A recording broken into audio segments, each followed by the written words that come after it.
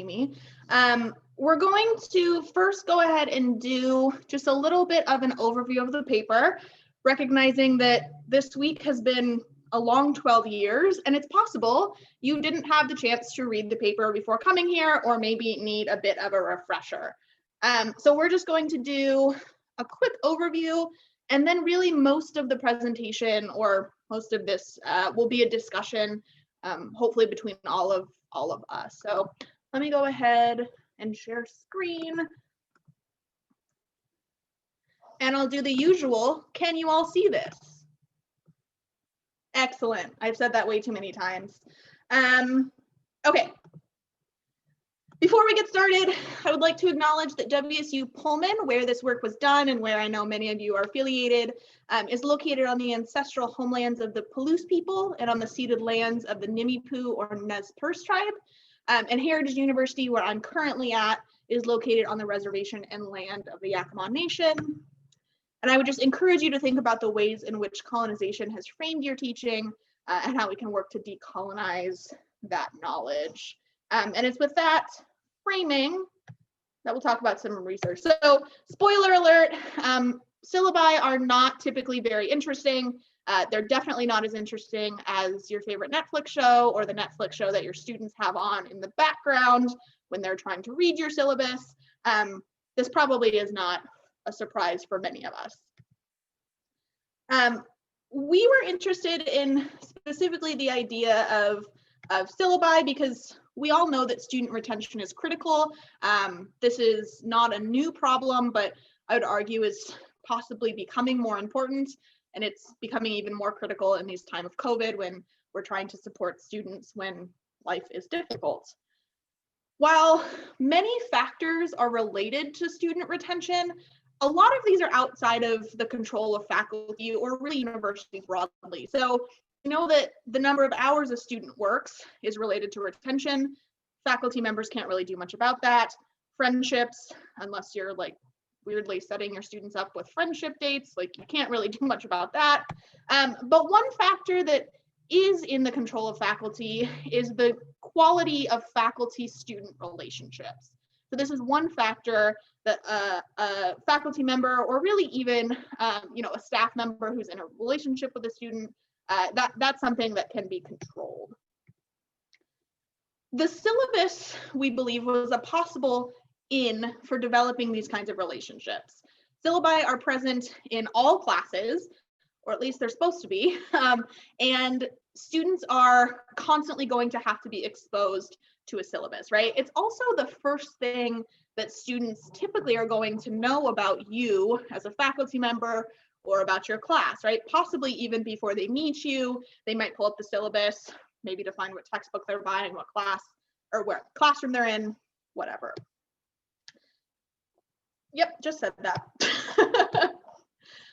Most of the research on syllabi has been done on what I'd call the what of content, so the specific items that are included, as opposed to the how of that information transmission. So how we're actually communicating the information that needs to be in the syllabus. So what we did was evaluate whether a more visual syllabus design, and I'll show you what that means in a sec, but a more visual syllabus design and or what we called warmer syllabus language could affect retention of syllabus information, because those of you who are faculty know that your favorite thing to say is it's on the syllabus. So we wanted to see if it could affect retention of syllabus information, but also perceptions of the syllabus and of the instructor themselves. So we had participants complete an online survey. These were students not necessarily enrolled in a particular class. So we used the Department of Psychology's undergraduate research pool, and they were assigned to one of 4 syllabus conditions. So the basic design, so that just looked like a standard syllabus that you would recognize from any class, and welcoming language. The basic design and typical language, more visual design and welcoming language, more visual design and typical language, right? So we have those 2 levels to combine for 4 different conditions. Here's what the design factor looked like. So this was considered a basic syllabus. looks, again, like anything you could probably find in most classes at WSU and across a lot of different universities. Here's what the visual syllabus look like in this first experiment that we're talking about. So you can see there's color, there's use of color, things are organized a little bit differently. There's pictures and little infographic type things. So when we're talking about design, these are the two kinds of design I'm referring to.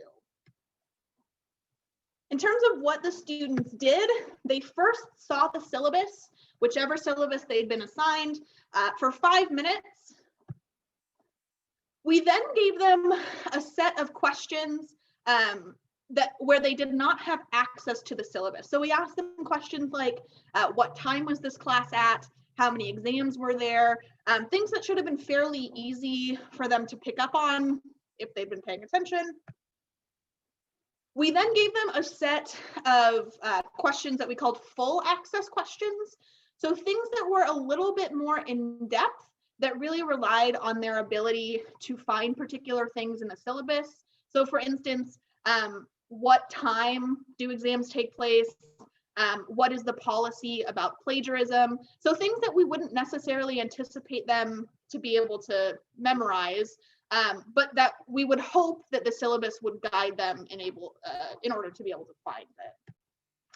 We then asked them questions about their perception of the syllabus, and then asked them questions about their perceptions of an instructor using that syllabus. So we have sort of 4 sets. Let me get my handy dandy annotator tool. So we sort of have 4 sets of questions. We have what we call these no access questions and full access questions, which are asking about retention of syllabus information, questions about perceptions on the syllabus, and perceptions of an instructor using that syllabus. Our participants were pretty average for WSU students, mean age of almost 22, 80% women. That's not unusual for psychology courses. It's not an equally distributed department in terms of gender. About 70% white, 10% Latinx, 5% Asian, 3% Black, and 11% of another race or ethnicity, again, mirroring both the psychology department and WSU as a whole. And importantly, about 41.6% were first generation students, which matches is a little bit higher than the WSU population as a whole, but gives us a really solid group of students. In terms of our results, we found no significant results on any of the syllabus questions. So changes to the design and wording did not harm or help retention of syllabus information. So one thing I sometimes hear about this is, well, students, they're just used to a particular design, right? They're all used to syllabi that look the same. And so if we change that up, they're not going to be able to comprehend it. They're fine. They can find information. It didn't help them find information, but again, it also didn't harm them. We also didn't find any significant results of design or wording on syllabus perception questions. So participants aren't saying that they liked or valued the different designs in any different ways, at least not in a way that they're consciously able to report. But what we did find is there's a significant effect of design on instructor perception questions. What this means is that the hypothetical instructors who were using the more visual syllabi were rated as more kind, creative, and approachable than those using the basic syllabi. So when we ask students, what do you think about a professor who was using this kind of syllabus? Those who were using that prettier syllabus were rated as more kind, creative, and approachable, which looked something like this, right? So you see these increases in kindness, creativity, and approachability for those who were supposedly using the more visual syllabus, okay? So I'd like to say that we were all really smart and decided, oh yes, this would be a logical next step. In reality, our follow-up was dictated entirely by the fact that we had a reviewer for our paper say we needed to do it, but it ended up being a brilliant idea. So our follow-up, we wanted to know what it was about the more visual syllabus that students really resonated with, right? So our results just showed that they liked these theoretical instructors who were using a more visual syllabus, but we didn't know what it was about the more visual syllabus. So we used heat mapping technology, which sounds really fancy. I promise it really is super easy in Qualtrics to figure out. And all we did was ask students what areas of the syllabus they liked most. Tried not to overthink it, which I think was really helpful. So I'm going to show you these images here. So much like any other kind of heat map, if you're talking about temperature, whatever you're talking about, the sort of more red the image is, the more students clicked on that area. So you see, unsurprisingly, this says extra credit under here.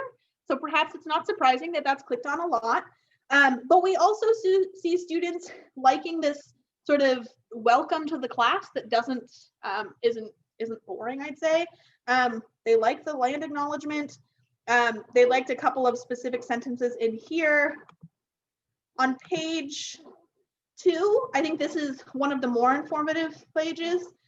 They like this section, specifically this title that says best ways to support learning, right? So we took a part of the syllabus that usually says something like rules or expectations and really reframed it in a way that says, okay, how can both myself as an instructor, so over here, and you as a student support you in this learning goal? People or students really seem to enjoy that. This says have fun here, and they also really enjoy that. So I don't know, expressing some sort of liking for your discipline or for the students, always a good plan. Again, here we have just a sort of reframing of how we talk to students and how we're communicating what we're saying. So instead of, again, saying something like resources or I don't know, I don't know what else you would call that, but I called it how I can help you succeed. So this includes things like basic needs, which students really like. Also, like explanation of office hours. So in this example, we call office hours student hours. That seems really helpful to them. So again, these areas where we're just communicating differently with students seem to be resonating. Overwhelmingly, they like the fact that there's some sort of, if you experience a crisis this semester, I'm not going to be a turd about it. That wasn't very professional. And they also like this visual representation of grades in the class, and the fact that we call it how your success is measured instead of just talking about grades. This isn't particularly informative because that's specific to my class. And strangely, they like the WSU honor code being in the syllabus, which was a little bit surprising to me because I always feel like that comes across a little, I don't know, but they like this reframing of including the honor code instead of just talking about all of the ways I'm going to get them in trouble if they do bad things in the class. And then the grade calculations here, which very explicitly tells them how to perform well in the class. So that's what I've got in terms of an overview of our paper. I think now we sort of want to open it up, see if we have any questions that people didn't submit, or if we sort of want to get started with the questions that you gathered, Ray, I think we could do that too.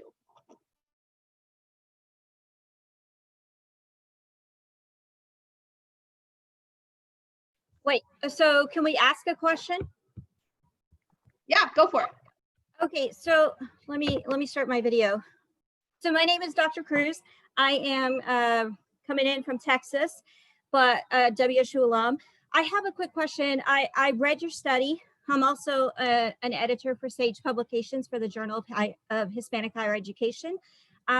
So I read your study, and I guess my question is in relation to first generation student success at WSU. I was a first gen student there, and I have many good experiences and many not so good experiences, but I'm also very appreciative that, you know, Washington State University gave me the opportunity to, you know, break barriers from my family.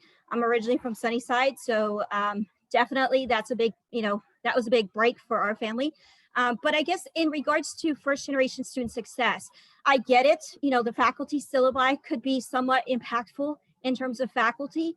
But will this study lead to further research efforts, such as, having more of that approachable interaction with your students, having faculty that's a little more relatable to your students? Because that's one of the things that I found with WSU being a PWI, is I never really found I could have people to turn to that looked like me, that, spoke the language like me.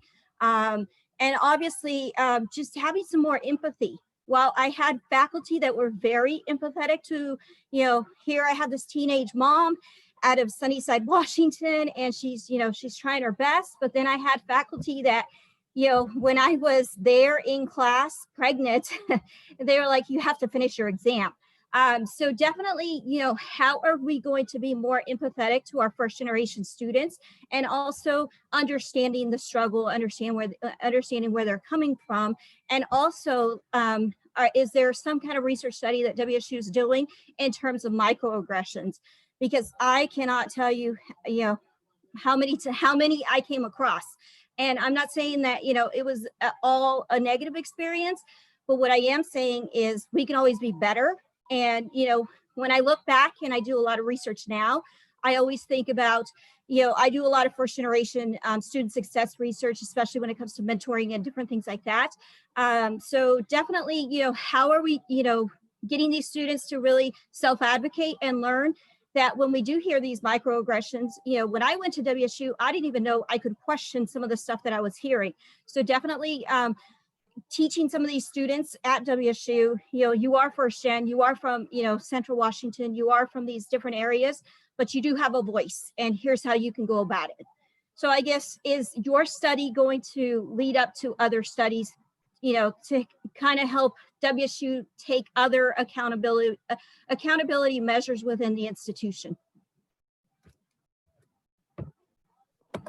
Yeah, so I could talk a little bit about sort of where I would like this to go. I can't necessarily speak specifically to WSU just because I'm no longer there, and so I'm hoping Sam or Anna could do that. I am coming at you from Granger, so just right down the road from Sunnyside. So hey, I think in terms of what I think what you're talking about in terms of empathy and interactions and the syllabus being a step is exactly right. So when Dr. Plemons and I, for instance, have presented this work before, it's always talking about the fact that the syllabus is in a particular context, right? It's in the context of you as an instructor, it's in the context of your class and your students.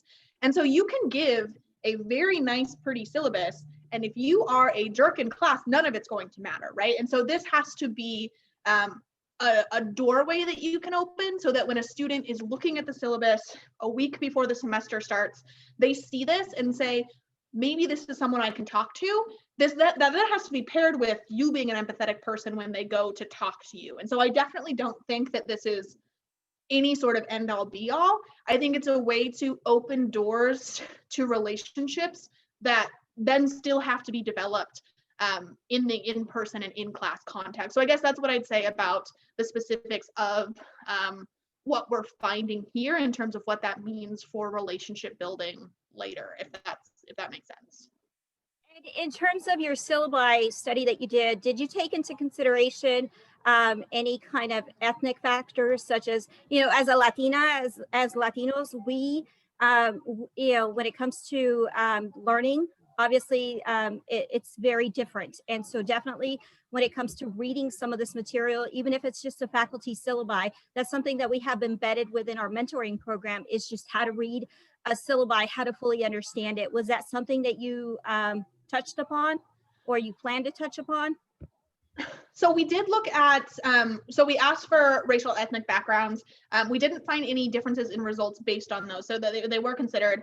Another thing that's important to note here is because we were using, this fake syllabus that we were using was for an intro psych class. And so we didn't want to have any students who were currently in intro psych in our study pool, which inherently meant that they were all in either 200, 300, or 400 level classes. So they all had some experience and had survived at WSU long enough to have made it to that point. So it's very possible that we could have missed a population of students that were perhaps in their first semester that would have been informative. And I think that would be something to look at going forward is, are the students that we were able to capture here students who clearly already have a skill set of being able to read a syllabus, at least somewhat? And would that look different if we have students who are coming straight out of high school from perhaps under-resourced high schools? So I think that would be something that would be interesting to look at moving forward. I definitely recommend that, especially, you know, if I know WSU has a great mentoring program. I was a part of that mentoring program. You know, if it wasn't for that mentoring program, I would have probably never made it out of there. But one of the things that I definitely recommend, just, you know, a lot of my research agenda is focused on Latinos, first generation student success, and also just the mentoring aspect. But also just getting students to realize, you know, having a session on breaking that syllabi down and what it actually means, and just getting students to understand that, you know, if you don't understand something, go ask, you know, go ask. It's okay to ask. That's, you know, for me, that was a big takeaway in graduate school. But I will say, you know, from my experience at Washington State University, I never felt I had that, that I could actually go use my voice to go ask, like, hey, I don't understand this, you know, what can I do to better understand it? I guess I'll jump in.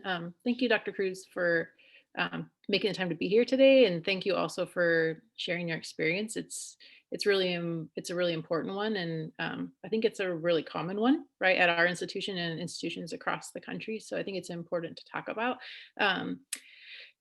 One thing that might be fun to know, sort of as context for this project, it came out of, I know Amy and I know Sam because we had a program at WSU, and it still kind of exists in different ways, called CLASP, and it's a terrible acronym, but the idea was that if we wanted to support students, excuse me, the onus for success couldn't just be on the student, right? That we wanted to think about students in an asset-based way. And so we said, hey, we're going to do faculty development. We're going to make that invitation to office hours explicit and do some of the work that you're talking about. That sounds like you're doing in your mentoring program, which sounds amazing, where you're working directly with students. For us, that happens in the Unit 104 course, where you're having those opportunities to work directly with students. This is how college works. And then part of that was this embedded project where, like, hey, 10 times you have to go to office hours. Like, I know it's weird. Nobody has the lights on in the hallways. There's creepy stuff in the faculty offices, but like, we're going to figure out how to do this, and we're going to support you doing that. So it was this multi-pronged approach.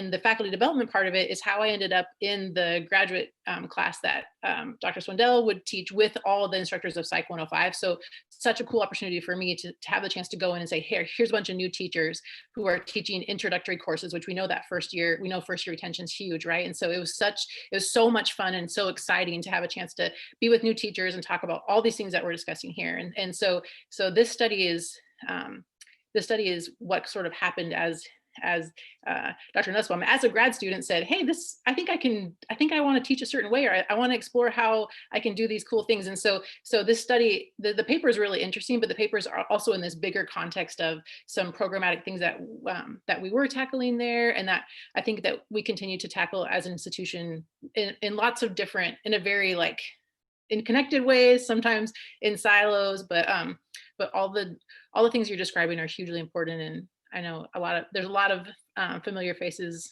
on this call, and I think it's the lifetime work of a lot of us. So thank you.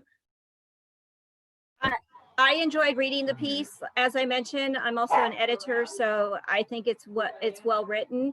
I just think in terms of first generation student success, I would like to see more. I'd like to see more out of WSU. I've mentioned this to Ray Acuna also on this. You know, as a former student, as a person who has a lot of family, in fact, I have family members that attend Washington State University, I'd just like to see more of that DEI within the institution. I'd like to know that the same things, you know, from when I attended there are still not in, you know, that it's changed. I like to believe it has, and I'm always a Cougar fan. And I always will be. You know, I live and breathe Crimson. That's just me.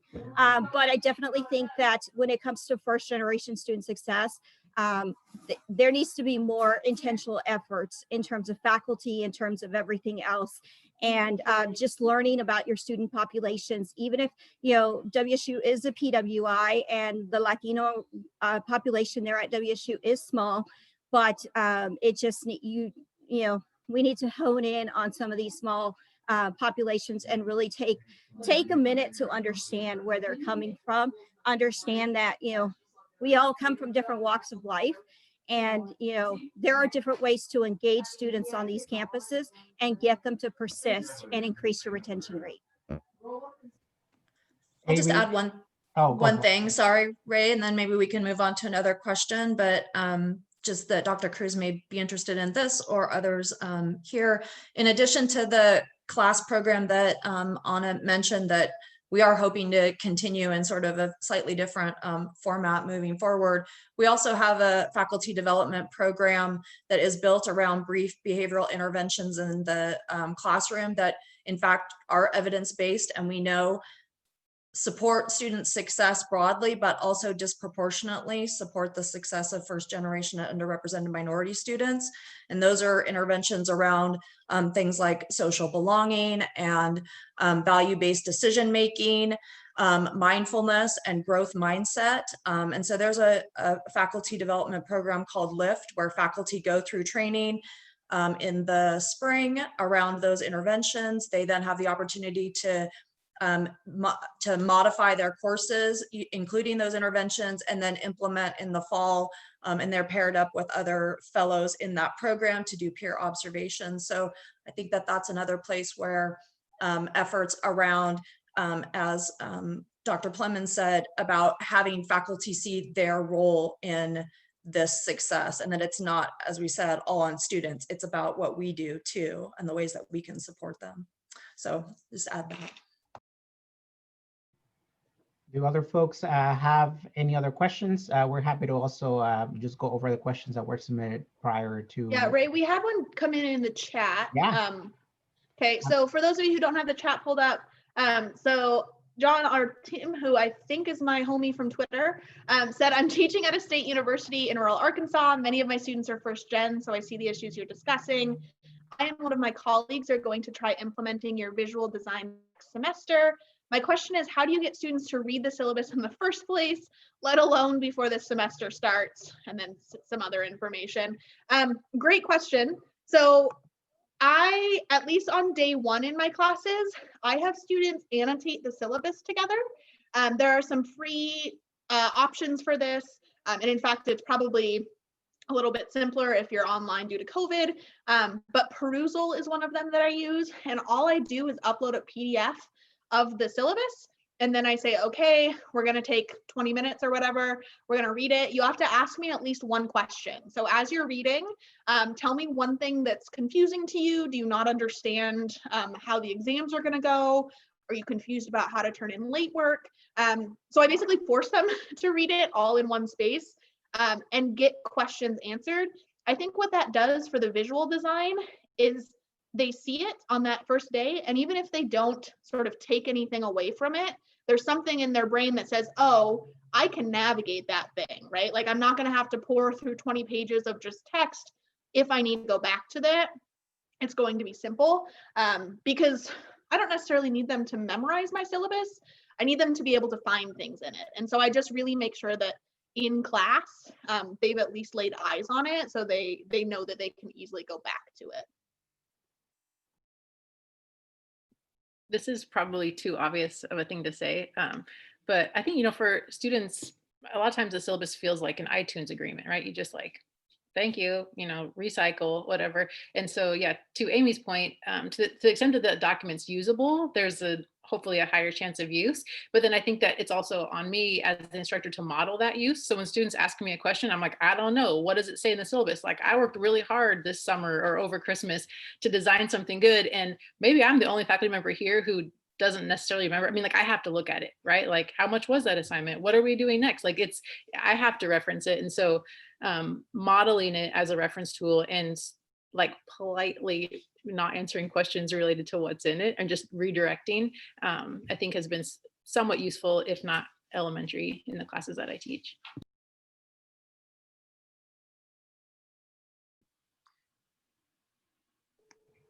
I have a question, if that's okay.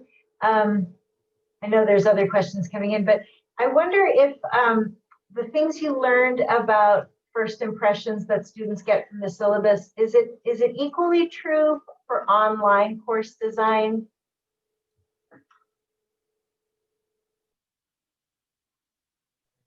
I mean, that's a great question. I don't have a good answer. So my assumption is going to be yes, and perhaps even more so.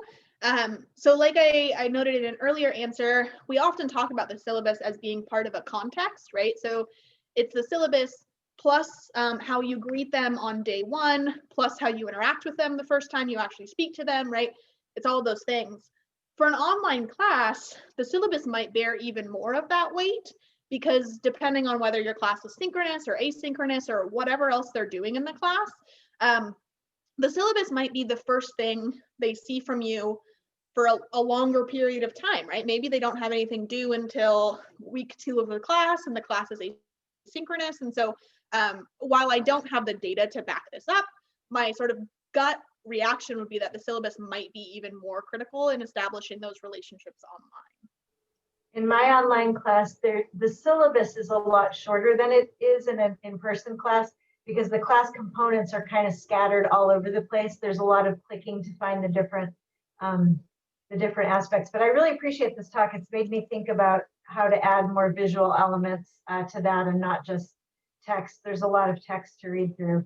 And I really like the idea of using a pie chart to show the different points values of all of the assignments. I've never done that before, and I really like it. And I have a theory about why everybody likes the honor code. I noticed that the words that are used in the honor code, they're all really positive words, like integrity, and I think virtue is up there. And people do seem to like those more positive words, as opposed to, you know, if you're cheating, you could be expelled. So anyway, thank you.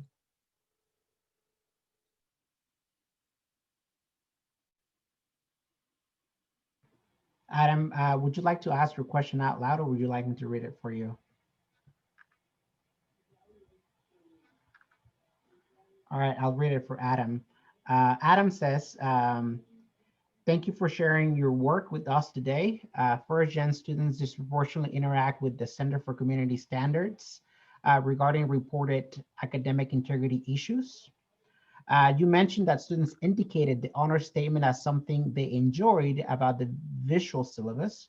Do you have any additional information from your research regarding the honor statement or academic integrity information on the syllabus?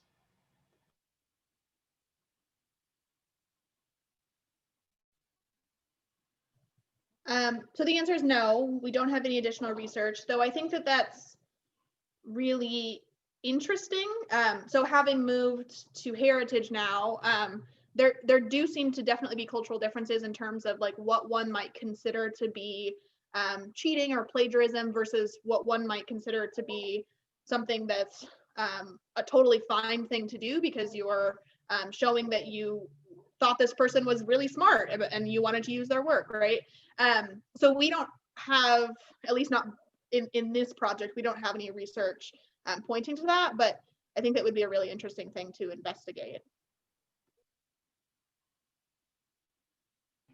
And let me ask you a question that was submitted prior to the presentation.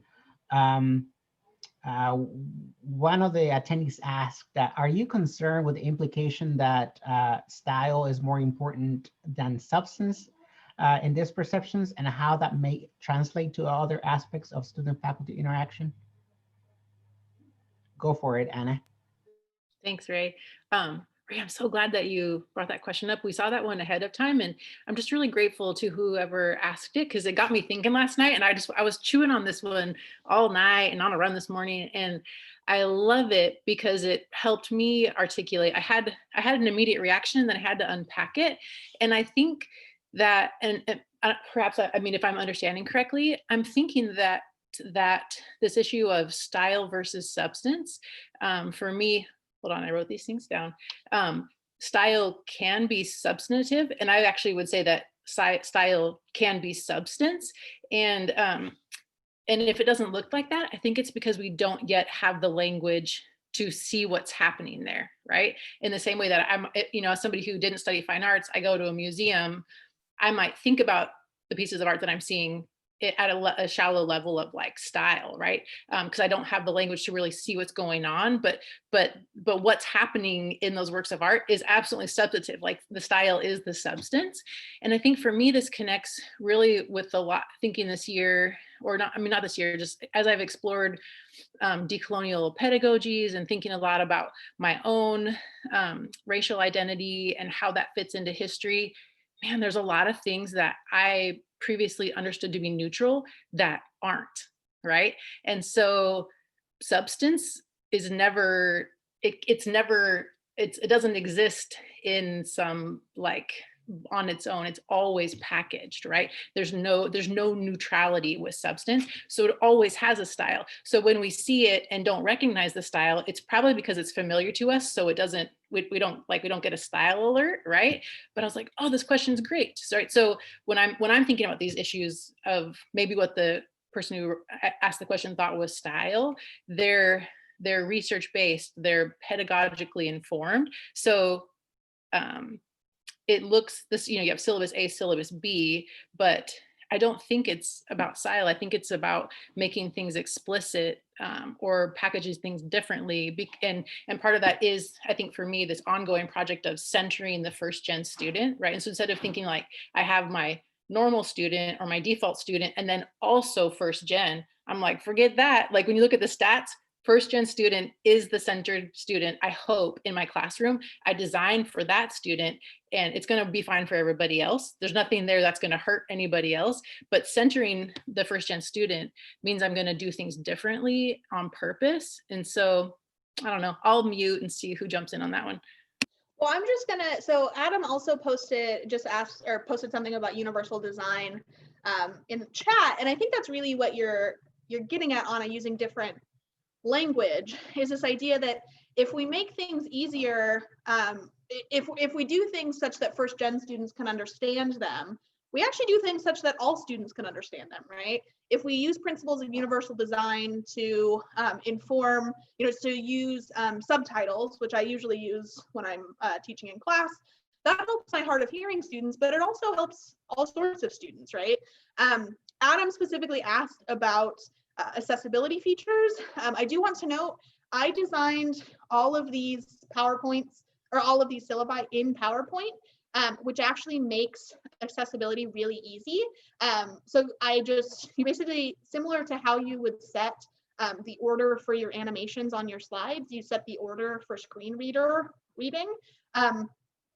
And yeah, so accessibility is absolutely a concern here.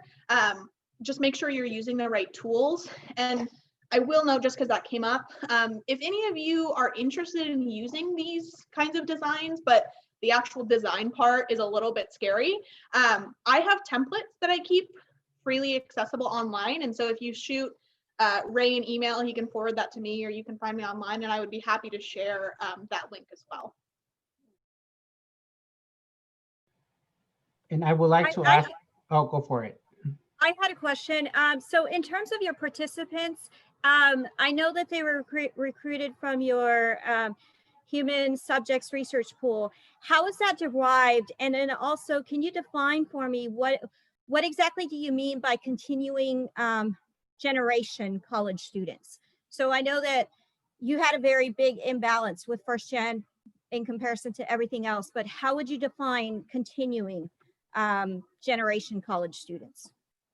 Yeah, so our subject pool, or the subject pool, is derived from students who are currently taking psychology classes where there may be some sort of research involvement component. So like I said earlier, we excluded students who were currently in intro psych because we didn't want to have any weird conflicts going on there. But so it would be students who are enrolled in upper division psych classes. Continuing gen students are those whose parents, at least one of them, have a bachelor's degree. So yeah, that's the definition we use, which is fairly standard. So your first generation students in your sample was only 39% then? Correct, yeah, but that's actually higher than the general WSU population. Right, but in terms of your overall total sample, only 39% was actually first generation. So it's almost very difficult to make a first generation, I guess, to even show any kind of significance. Is that correct? Statistically, we would have been able to make that claim. We didn't find that. So to be clear, first gen status was used as a variable, and we didn't find anything specific to first gen students. I think the argument we'd be making is similar to what Anna was just saying, that anything we do to make the syllabus more accessible is going to be useful for all students, and perhaps disproportionately so first generation students. But statistically, we're not making that claim. Amy, I would like to ask the following question that was also, and maybe I'll direct it to Sam. It looks like she was ready to talk and I cut her off. If, as the paper demonstrates, participants who viewed the more visual versions of the syllabus rated the hypothetical professor as kinder, more creative, and more approachable, is there evidence that those perceptions automatically translate into greater student engagement? And I'm posting it on the chat as well.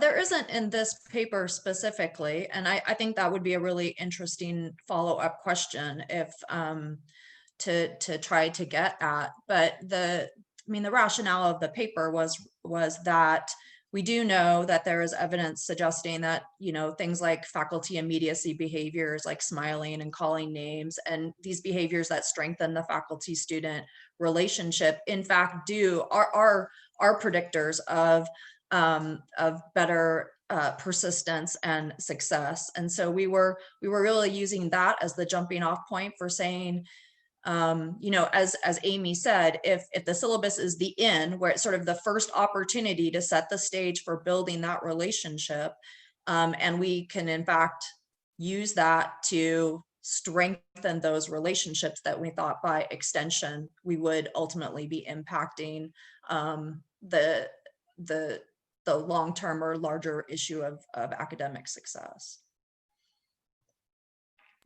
And this is anecdotal, so I would like a longer pause between Sam's comments and this one, but just imagine that there was, right?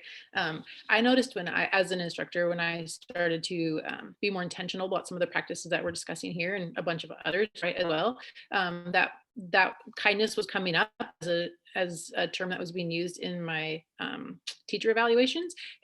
And that was before we'd had this conversation, before this research had been done. And so it kind of surprised me too, because to be perfectly honest, I don't really see myself as particularly kind, right? So I was like, that's weird. And Amy doesn't either. I see she's nodding. And it kept coming up, right, as this potential, I don't know, descriptor. And I thought that's curious to me. And again, anecdotal. This is not a research-based statement, but it did correspond with an intention on my part to sort of like, you know, like make available the hidden curriculum, right? Like, welcome to WSU. Here's what's on the secret menu. Here's how you get around here. Like, here's what I can do for you. And it's interesting to me that was perhaps perceived or translated in the mind of students as kindness.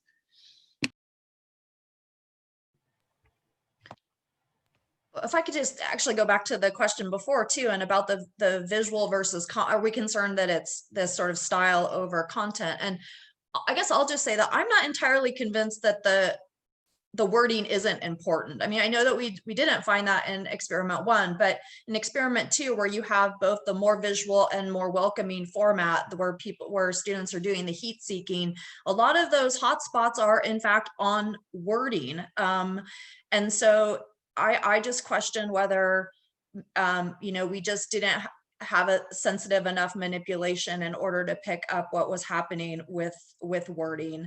So I'll just sort of throw that into the discussion too.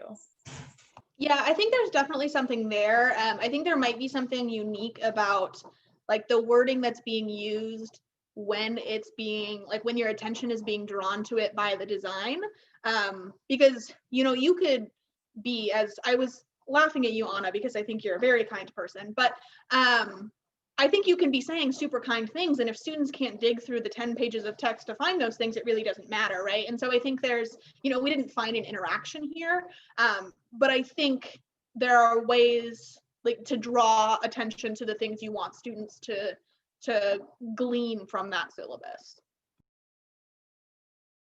I have another follow-up question on your participants. Did you guys track what majors these students were? Because I know from doing research, that could definitely have an implication on your findings. You know, obviously your psychology ones are going to lean a certain direction and your STEM ones are going to lean a different direction. Was that something that was tracked? The answer is no, though according to the NSF, psychology is STEM. Most of them would likely be psychology students because they're in psych classes or at least psych minors, but we didn't track that for this paper. I guess what I mean by STEM is your biology ones, your technology ones, your engineering ones, your bioinformatics. They're all going to have a different perception on, you know, what this syllabi looks like, and their views are going to be completely different, at least in a lot of the research that I've participated, collaborated with. That's what we found. I want to ask a question of my own for you, for our wonderful presenters. In the research paper, I specifically want to go back and, sorry, I'm going to quote pages now, but on page number 2, or page number 1, sorry, it says, an abundance of research has examined the factors that improve student success and retention, like student motivation, peer family support, number of campus friendships, number of hours worked per week. And it further says that higher ed institutions have little control over those. I'm wondering if, and I know this was not part of the research, but now as faculty members, I'm wondering if you can talk about how faculty-student relationship might help those things. I know that probably that's not the focus or the focus of a class, but how might you help if faculty-student relationships can help some of those other areas that are impact student learning and success?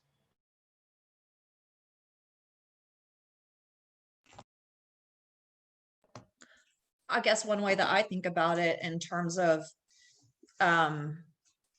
you know, I think this idea of relationship building and of bringing students more into the fold of the university community. So, you know, you establish a relationship with the faculty that are teaching your courses. And as a result of that, you have more opportunities to come in contact with other members of the university community. And you're starting to build a network that, and hopefully a supportive network that, again, I guess I keep saying kind of bring student more into the fold. And it's oftentimes, I think, through those relationships that they hear about other opportunities or that doors become open to them, that they just sort of coincidentally or casually, or, you know, because a student came to office hours and expressed an interest and had a conversation with a faculty member, or ends up meeting a graduate student, ends up finding out about a research opportunity or a course that has service learning. And so I think it's all of these little interactions that oftentimes become these critical moments where the important turning point happens that students will later look back at and be like, that was the critical moment where where, you know, because of that, my academic path was changed or was impacted in a really positive way. And they can point to those things. So I guess I got my PhD. I think a little bit. Yeah. So that's what I'll say, but. Yeah, and just some research that we cite in there, I think a little bit later, there was a study done that looked at students who were retained from year 1 to year 2 versus those who dropped out from year 1 to year 2. And those who had dropped out, about 50% of them said that they had some sort of meaningful relationship with a faculty member. Those who were retained, 70% of them said they were. Or said they did have some sort of meaningful relationship. And while I'm sure it's important, the relationship on its sort of own is important, my guess is what Dr. Swindell is saying is also important, that those people who have meaningful relationships with their faculty are then able to get letters of recommendation for an internship that turns into a job that means they don't have to work 30 hours off campus, right? So it's a sort of cascading of events. And if we can get more people in the door with those meaningful relationships in the beginning, especially those first gen students who you know, can't call upon their uncle for the internship at the law office, you know, the summer after their freshman year. I think those are the kinds of tangible steps that a faculty relationship leads to or can lead to. Yeah, just for fun to jump in, Maria, I think what you're suggesting, I mean, it's hugely important, right? And when I do workshops with students about the importance of office hours, if we can pivot there for a minute, and they can all give you the right answer, the right answers. I'm like, what are the reasons that you should go? Everybody knows the reasons you should go. And then I say, you know, your teacher's not here, be honest, raise your hand if you're going. And everyone's like, And so I was like, okay, now why are you not going? And students will say things like, well, I wouldn't go if I was doing poorly in the course because it would be disrespectful to use that professor's time if I'm not doing well in the course, right? Then I go back to faculty and I tell them that students say that, and they're like, no way, that's so wrong. I'm like, it's not so wrong from the perspective of that student who respects you and values your time, right? So yeah, so I think when we think about the relationship between student persistence and faculty relationship, there's so much there that needs to be explored, and so much that I think faculty need to understand about how much a lot of students actually respect them, and why they might be like what might look like a hesitation on the part of the student for that relationship isn't hesitation. It could be a show of respect, and that is a reframing I think that many of us need to have. I know we all have lots of stories, and I know I had a student one time in a class who needed to miss class, and I was like, you know, she's like, hey, I'm not going to be here on Wednesday, and then I'm not sure what's going to happen after that. And I was like, okay, well, you know, see you when you get back. But because the content of the course, we were discussing, you know, like racial injustice and racial bias, and particularly issues of policing, I think that's probably what led her to feel comfortable enough to tell me the reason that she was missing classes, because she had to go to court and for a situation, a police-related incident that really, as from my perception, like should not have been a police-related incident, right? And so that relationship, when she told me that, I was like, I'm sorry that happened to you. Like, I believe you. I'm sorry that happened to you. Yeah, we're not going to dock you points on that. Turned into, hey, I'm going to be a McNair scholar. Will you be my person? Sure, of course. Hey, I'm applying to be a teacher in Houston. Can you write me a letter? Sure, of course. And so to the point earlier, right, like these relationships are hugely important. And particularly as we think about students who might be new to the academy or underrepresented in whatever way, it's on us as faculty to really like do the work to signal that we're people who know what time it is, we're safe to talk to, we're going to see you through. And that sometimes is maybe looks different than what we would maybe have thought it did. I just want to add something to that relationship too. For the relationship, you know, I have been in higher education also, but I will say I do a lot of talks across the country. I'm getting ready to do a first gen one next week at University of Houston, and I will say, you know, those faculty relationships that I have had that are powerful, like Dr. Parker at WSU, she was my writing professor. She was the one that said, hey, one day you're going to be a great writer, even though I knew in my heart I could not write. But then I also had faculty that told me, like, why are you even here? We remember you. So from a relationship perspective, don't be the person that we cite in our research. You know, don't be like that person. Definitely know that we all, you know, there's a lot of things that that sometimes we say, even if they just come across as, you know, joking or microaggression, it hurts us in various ways. And it's powerful for us in our narrative to advocate to other students. But those are not stories that I personally like to share, but those are stories that need to be shared. They need to be heard by first generation students. So for all faculty on this call, I'm just going to say, I advise you to be nice. Empathy, have it for all your students, regardless of circumstance, regardless of where we come from, because we never forget. Amy, Anna, and Samantha, I have a follow-up question from the audience. Going back to your paper, it says that the importance of strong faculty-student relationships may be particularly critical for students who are marginalized. That's from page 2. Specifically, many faculty behaviors have shown to be important for building a rapport, which is smiling at students, acknowledging their contributions, but they're heavily reliant upon direct personal interaction. In times of COVID, how might you advise faculty to build rapport when they cannot do direct personal interaction because of being virtual? What would you advise for faculty members?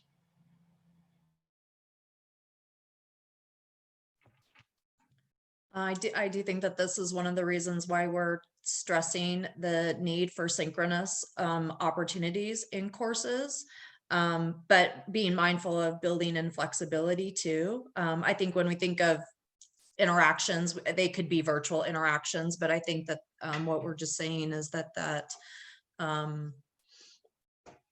those opportunities to have a conversation as opposed to just listen passively to a lecture or work independently all the time, but those opportunities, again, I think to interact in real time are important. So I guess that is one of the things I would suggest. One thing that I've been experimenting, right, where this is all, we're in experimental phase with COVID, right? The paper will be out later, but one thing that I've been, again, going back to the idea of like centering the first gen student experience. So I'm at WSU Tri-Cities, so our student demographic is slightly different. But as I like welcome students to class, or as I describe us, whatever I'm doing, in my mind, I've attempted to kind of really center the experience of a student who is living in a busy household, has taken on extra work because of COVID, who's doing this with a lot of things going on. And so, you know, when I hear faculty complain, for instance, about like, why won't students turn their cameras on? Or I demand students turn their cameras on. I was like, I sure don't, right? Because I know for a fact there's a 3-year-old poking somebody in the eye, and there's so much going on, and it's distracting or it's embarrassing for those students who are also parents, who are also caregivers, who are also a lot of things. And so, yeah, maybe there's less individual interaction, but I think that to the extent that we can signal, to Dr. Cruz's point, empathy, right? Just like a basic understanding of who our students are, and then operate and make that the center. That's the student you're always talking to. And if it doesn't apply, cool, yeah, it doesn't apply. But I think really centering that first gen student in every comment. I also show up early and hang around late to the extent that that's possibly before and after class, because I know that's the time that students would hang around. And so it's a little awkward, right? Because there's like 4 people, there's like the 3 people who want to talk to you and the 1 person who left to make nachos, and you can't tell because they're still like in this space, right? But we try, so. Thank you for that. And Laurel, you had a question. You want to ask it out loud? Yeah, absolutely. So mine is around the testing measures used, I guess, the materials. So what was the reasoning behind choosing only the more visual and more welcoming syllabus in experiment 2, since there was no difference found in wording? And why, and also full disclosure, how was that syllabus altered from experiment 1 to experiment 2? Yeah, you're asking questions that you may be thinking that the answer is going to be very scientific, and in reality it probably isn't. So in terms of why we used the more visual syllabus, the more visual and more welcoming syllabus, the answer is because that's the syllabus that I actually use in my class. And so some slight suggestions or some slight modifications had been made from the time that we did the original study to the document that we thought made the document better. And so we knew that we were only going to use one version of the syllabus in part 2. And so we just, and I say we, I think I probably made the call and just assumed that Sam and Anna were cool with it. Whoops. So we just went ahead and used the one that was more refined and would likely give us more information about what students were thinking. I honestly, I'm going to be really honest, I was a very busy graduate student at the time. I don't remember what modifications were made. It was between the time after I had first used the syllabus in a class to when I was like, okay, like maybe this is something I could work with. And so it was probably just small things like how things were aligned and stuff like that. They were not massive changes whatsoever. But for the sake of honesty, I did want to note that they weren't identical clones from study 1 to study 2. Thank you. I have another question from the audience for you all. It says, In my experience, college and universities often dictate what to include in a class syllabus, perhaps not so much how it should look like, but there is a strong suggestion for a more traditional approach. Sometimes the language in the syllabi can often be perceived as unwelcoming to students. What recommendation would you offer to faculty who want to play by their university expectations while being mindful of student learning needs? I don't know who wants to address that question. I told the other two that I wasn't allowed to because my answer is burn it all to the ground. So I'll give it a stab. You know, I think that the audience is largely WSU, and I think that we're fortunate in that, at least here, we have quite a lot of flexibility. There are required syllabus components, and there are, you know, there's boilerplate language that can be used, but we also have the ability to modify that to some degree. And again, in experiment 2, if you go and look at the things that were kind of again, the hot spots that students really seem to be paying attention to or highlighting as the things that were connected to their impressions of the syllabus, I think they offer some insight into the ways that you could strike a balance. You could still make sure that you have all those required syllabus components in there that you need to have, but at the same time be incorporating some of these changes that appear to be making a difference. I mean, to me, if changing office hours to student hours creates a positive impression out the gate, it seems like, why wouldn't we do it? Like, it's sort of, and so I guess it makes me really hopeful that all these things that we can't control, maybe there are these small changes that we can make and that again are scalable and manageable. And so I guess I would start there. I would say that start with some of those small changes, add in a little bit of language around the things that have to be are required, and I think that that's beneficial. yeah, I would just note that this syllabus was used and approved to the extent that things get approved. As graduate student instructors, we did have to have an approval process. So the boxes were checked. It aligned with the guidelines that are out of the Office of the Provost. So from WSU's perspective, this totally checked all the boxes. And like Dr. Swindell is saying, the box, like how I can help you succeed, that students really like, that included just the boilerplate accommodation statement, right? So it was including some language and like the safety plan. The stuff that we don't have control over, I think if we reframe the way we're talking about it, it's clear that students like it when I talk about how I can help you succeed versus here's the accommodations plan, I'm never going to talk about it again. So yeah, I just like to note that these syllabi were used in classes and followed WSU guidelines, at least as they existed a couple years ago. Ray, I think this question kind of connects to another one of the ones that you showed us ahead of time. So I don't know if I can connect them, but I do want to acknowledge, I would say changing the language, changing the statement office hours to student hours that's easy money, right? That's the easiest way for me to describe that.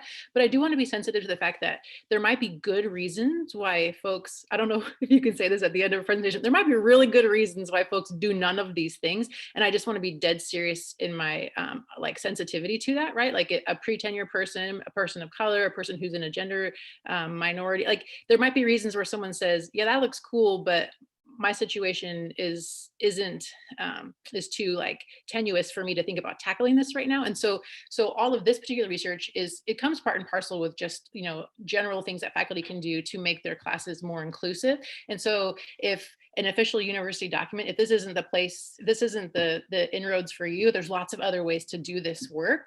And I just want to acknowledge, that for some folks, there might be pieces of this and it is a la carte, right? Like, hey, pie chart, go. Statement about I plan on being helpful to you isn't going to work based on the culture of your department or how you perceive your position in your department. Fine, right? So it's absolutely a la carte. And like I said, wanting to be sensitive to lots of reasons why it might not make sense for a particular faculty member on a particular campus on a particular day.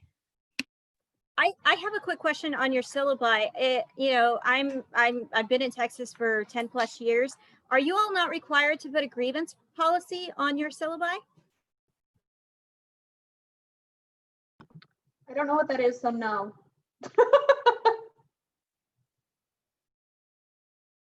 I definitely hope that that's something that we're teaching, especially first generation students, as they come across issues.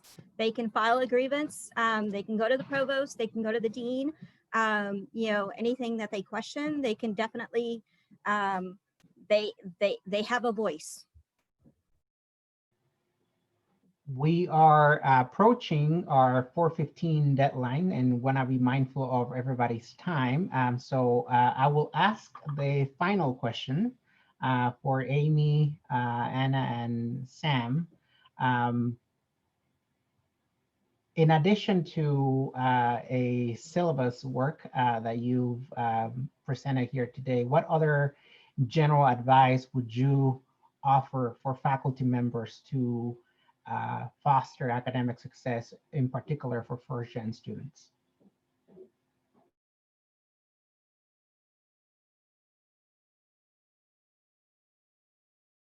Okay, I'll go first and we'll save the best to last. Can I say, in case I don't say anything else before folks sneak off, I just really want to thank everyone for coming. It's like 4:12 on a Friday and you are at a Zoom meeting. And so everybody who came gets a million life bonus points. But all joking aside, it means a lot to me. I think it means a lot to us that you would spend your time with us on these conversations. And I hope you wrote our names down if there's any kind of further conversation. Again, not speaking as an expert, but speaking as somebody who wants to be in community with other people who care about these things and are doing them. So thank you. And that was not the answer to the question. And I think the thing that I would want to say I already said is just really all day, every day, centering the first gen student experience, making that the default, right? Like unpacking the things for somebody like me who's white, who maybe I perceive to be neutral, and just throwing out the idea of neutrality and saying, okay, something has to be central. What's that going to be? And if it's not going to be, you know, an 18-year-old white male, who's it going to be? And then that there's a lot of exploring that I can do from that place.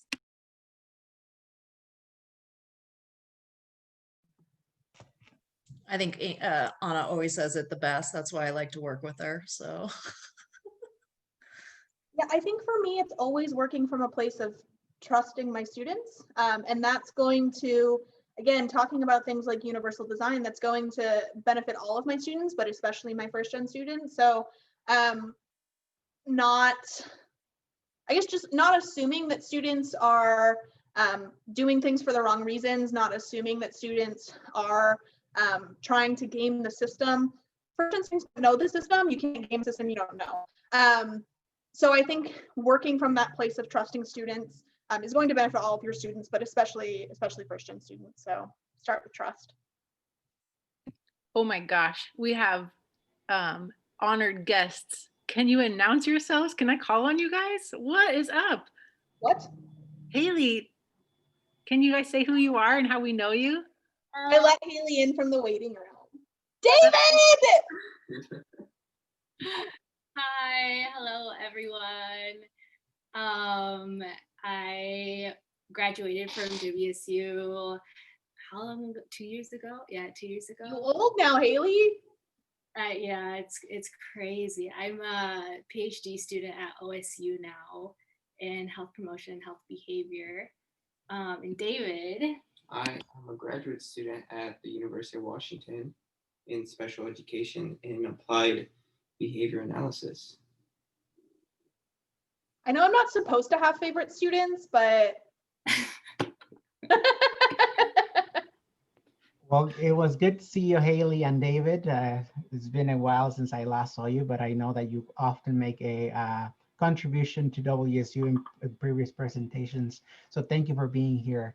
And with that, on behalf of the Office of Academic Engagement, I would like to express our deepest appreciation for Dr. Swindell, Dr. Plemons, and Dr. Nusbaum for being here today. And I want to thank our attendees for making time to attend today and this important discussion on supporting first-gen students. We want to encourage you to check our website for more events coming up this week.